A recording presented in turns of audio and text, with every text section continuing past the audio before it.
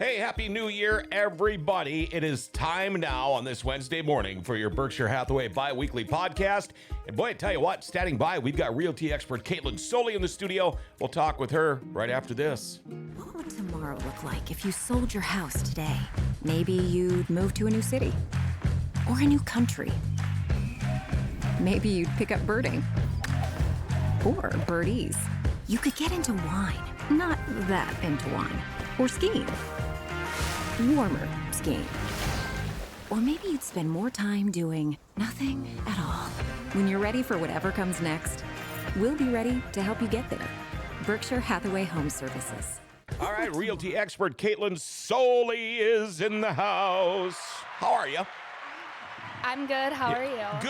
Good. I was going to ask you how your Christmas went, but apparently it could have went better. Yeah, I mean, I didn't really have a Christmas. I ended up getting sick, and it put me out. And then it's one of those things where it's like you don't want to go around family and older, grandma's, grandpa, stuff like that. So yeah, I ended up just staying home and sleeping on my couch. Well, that just sucks. It does. Yeah. It ended up being the perfect timing though, because that week between Christmas and New Year's is honestly one of the slowest weeks in real estate. So it was the perfect time for me to just be out and not have to worry about recharge a little bit. Yeah. Okay, how about New Year's? Did you guys do anything special for New Year's Eve? I feel like I'm at an awkward age where I don't want to go out. I think we were in bed by 10:30. Oh wow. Yeah. You sound like me.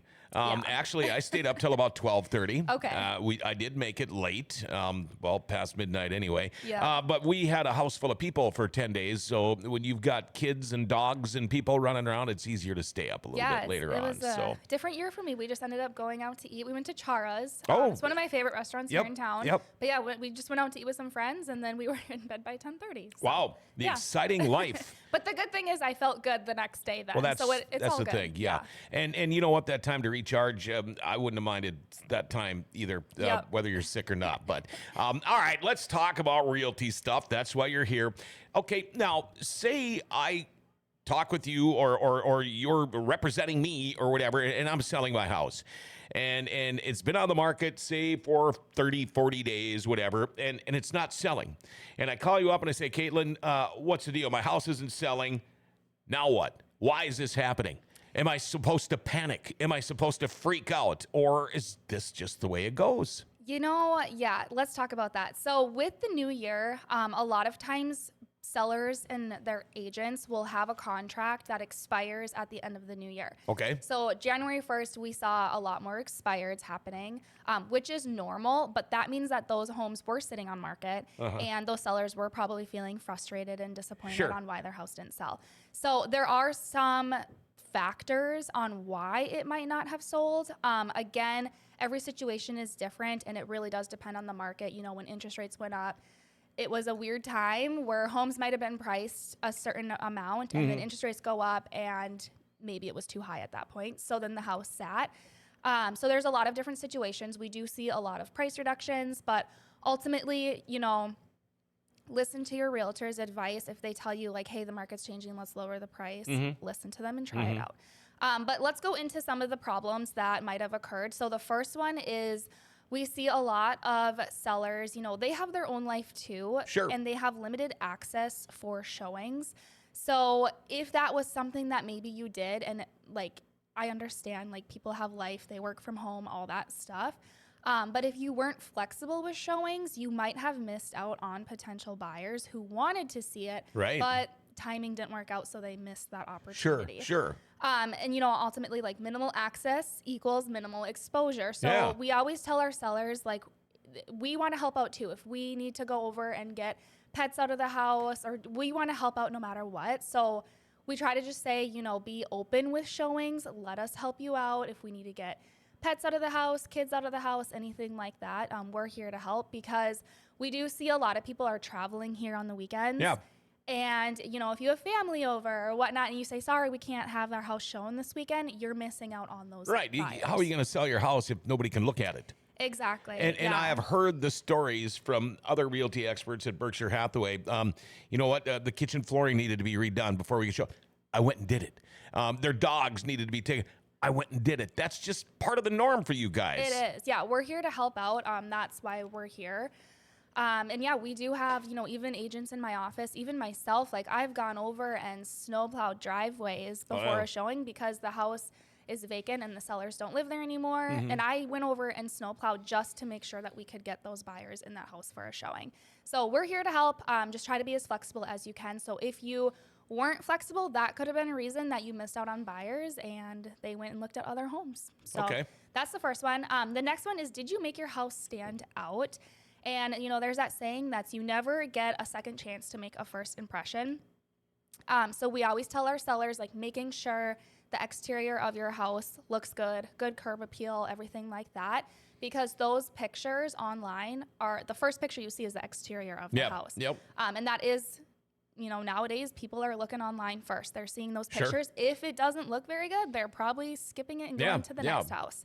So we really try to say, make sure the exterior of your house looks good, but also the interior of the house as well. So just making sure that you're removing personal items, decluttering. It's really distracting when you walk in a house and it's full of stuff. And you can't even see the room because you're looking at all the stuff. So we try to tell our sellers that. And then, if it was maybe a rental or something like that, just making sure that you're trying to freshen up the paint, scuffs, stuff like that. Pets, cleaning up after your pets too. So, especially if you got cats.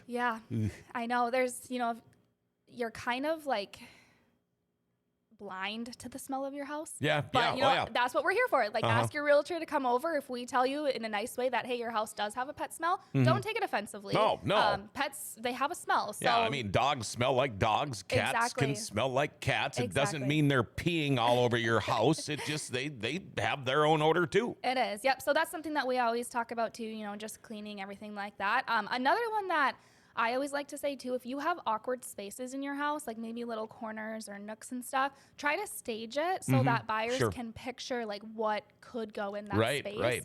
Because a lot of times, if a house has two different areas that look like it could be a living room, they're going to be like, well, what would we do with this one? And if it doesn't make sense to them, they might not want the house. So try to, in a way, stage your house in those awkward spaces. So that's that one. And then the next one is, this one's probably the most important one, is, did you price your home right? That's usually... That's like the number one. Yeah. So overpricing your home really can turn off potential buyers. They're looking on Zillow.com, Realtor.com, and they're, they have a set price range in their mind with bedrooms, bathrooms. So they're looking at all of that. And if they see your house is way overpriced compared to other ones they're looking at, why would they go look at yours? They're going to go look at the other ones. So kind of just making sure you're listening to your realtor's advice. If you're going for sale by owner, this is probably a huge issue too, just because you don't have a realtor to get that advice for. So honestly, just making sure that you're listening to the advice, pricing it right. And then another thing too is, when buyers come and do showings at your house, we have a system that will ask agents to fill out feedback so they can, then exactly, like, when someone goes and looks at your house, what is the feedback? Is it priced too much?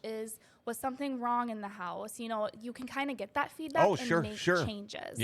So that's pretty much the big one there, is just listen to your realtor and take their advice. Don't be stubborn.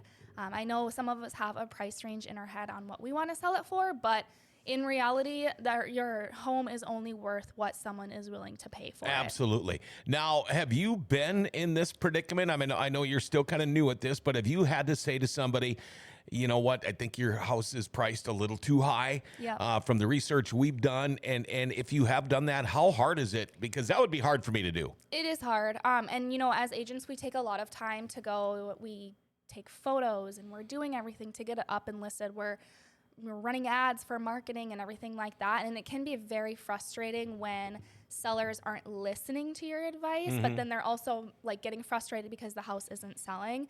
I know in small towns too, it's really hard because you want top dollar for your house, but small towns are a little bit harder to sell too. So yeah, it can be hard. It happens to me. I had one where the seller, they were like, well, if it doesn't sell, I'll just rent it out. So I don't know if the motivation was really there. So that can be another one too that we run into. If the motivation isn't there, they don't really care to listen to your feedback. So we just kind of go with it. We do the best as we can to educate, and yeah. So this last week we had the freakiest weather. with the ice storms. And I mean, it took me 2 days, 3 days, and a ton of salt, if you could find any, to get back down to my concrete. Well, then when the sun came out and it started to thaw, it made it worse. It was like looking at one of those. I try to tell people that didn't see it, like the gas fire pits you can put in your yard or on your deck with the glass in it. Yep. That's what it looked like everywhere. Yeah. I mean, driveways, sidewalks, yards, everything. Was it a lot harder to show a house? And you can't just say, well, look at all this ice on the driveway. We got to go take care of that right now. You can't just take care of it right now. How much of a pain in the butt can that be for a realty expert? It can be really hard. I know I went to a small town 2 weeks ago after all the snow, and these homes were vacant, so nothing was plowed. Oh, boy. My car got stuck in the driveway, which shame on me. I thought that I could have made it because there was another car parked there. I should not have gone for it, so my car got stuck. Even going up the steps, everything was snowed in, and the couple that I was showing were older. Oh, boy. So I was like, this is not happening to me. Like, I do not want them to fall and get hurt on my watch. Yeah. So I had to go over to the neighbors and ask for a shovel, and it was really frustrating. But yeah, showing homes with that ice and snow, it can be really hard. So just making sure that if you're not living there, you're hiring a service or getting neighbors to help plow that snow and ice. So does your husband say, well, gee, Katlyn, you have so much experience at shoveling. Why don't you take care of our sidewalk?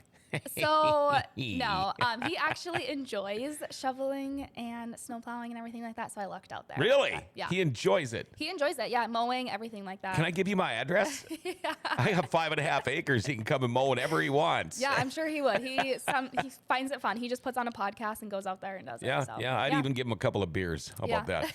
So if your house isn't selling right away, the main thing is to listen to your realty expert. It might not be that you're priced too high.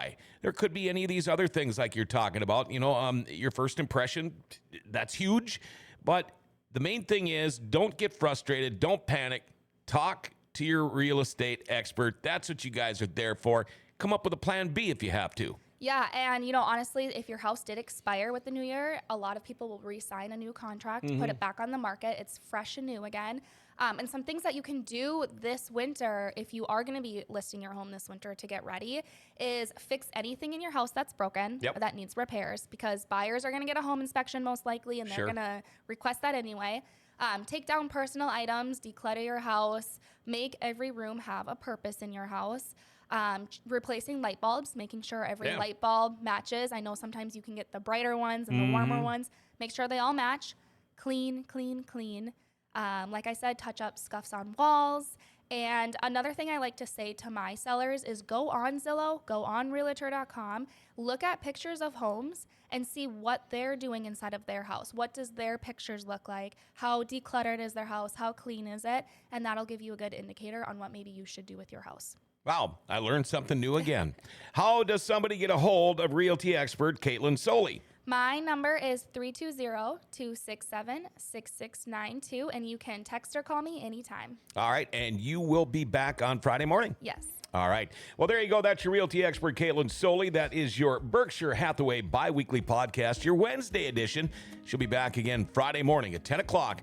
Till then, everybody, have yourself a great day.